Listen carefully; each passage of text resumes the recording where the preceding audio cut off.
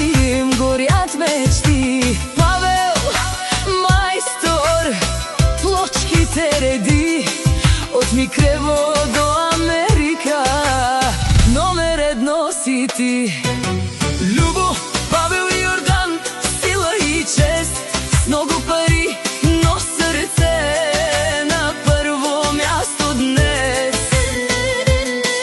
Душманите са малко, не могат да ги спрат. Това е тяхна песен, всички да я знаят. Любо праща поздрав към баща си с чест. Йордан е легенда, винаги да без.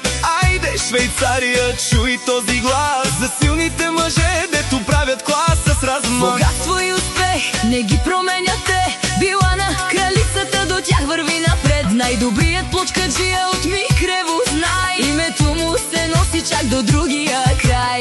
Любо генерала, горд и силен син, поздравява Йордан. Номер едно за всички ни, не могат да се мерят Нито с коли, нито с пари. Йордан е легенда и така ще си остане ти. Любо, Павел и Йордан, сила и чест, с много пари, но сърце на първо място днес.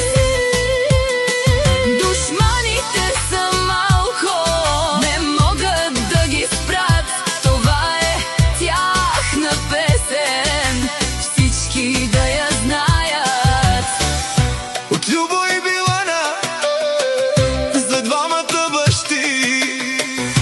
Йордан и Павел, В сърцето им горят мечти. Павел майстор, плочките реди от Микрево до Америка.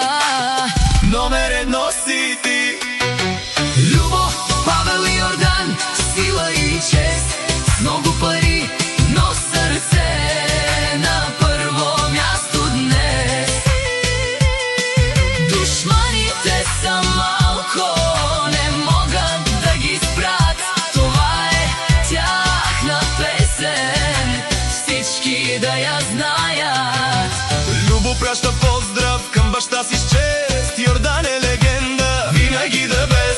Айде Швейцария, чуй този глас с силните мъже, дето правят клас с размах. Богатство и успех не ги променяте. Била на кралицата, до тях върви напред. Най-добрият плочкаджия от Микрево знай, името му се носи чак до другия край. Любо генерала, горд и силен син, поздравява Йордан. Номер едно за всички ни, не могат да се мерят Нито с коли, нито с пари. Йордан е легенда и така ще си